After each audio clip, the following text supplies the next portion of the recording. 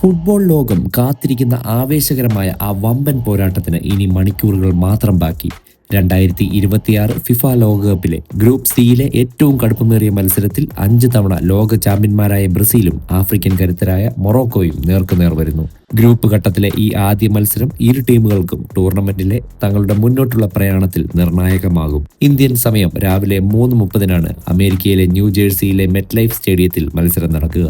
Carlo ആൻസലോട്ടിയുടെ കീഴിലിറങ്ങുന്ന Brazil തങ്ങളുടെ 6ാം ലോക കിരീടം ലക്ഷ്യമിട്ടാണ് പന്തുരുട്ടുന്നത്.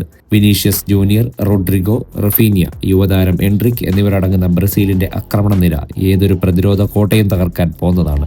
നെയ്മറുടെ പരിക്ക് ഒരു തിരിച്ചടിയാണെങ്കിലും കാനറികളുടെ ബെഞ്ച് കരുത്ത് ശക്തമാണ്.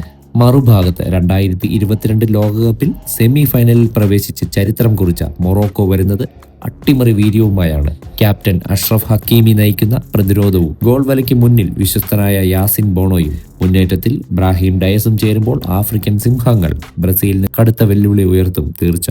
1998 ലോകകപ്പിൽ ഇരു ടീമുകളും ഏറ്റുമുട്ടിയപ്പോൾ ബ്രസീൽ 3-0 വിജയിച്ചിരുന്നു. എന്നാൽ ഒടുവിൽ 2023 നടന്ന രാജ്യാന്തര സൗഹൃദ മത്സരത്തിൽ മൊറോക്കോ 2-1 ബ്രസീലിനെ പരാജയപ്പെടുത്തി ചരിത്രം തിരുത്തിയിരുന്നു. ഗ്രൂപ്പ് സിയിലെ 1ാം സ്ഥാനക്കാരെ നിശ്ചയിക്കുന്നതിൽ നിർണായക പങ്ക് വഹിക്കുന്ന ഈ സൂപ്പർ പോരാട്ടത്തിൽ വിനീഷ്യസിന്റെ വേഗതയാണോ അതോ ഹക്കീമിയുടെ പ്രതിരോധ തന്ത്രങ്ങളാണോ ജയിക്കുക എന്ന് നമുക്ക് കാത്തിരുന്ന് കാണാം.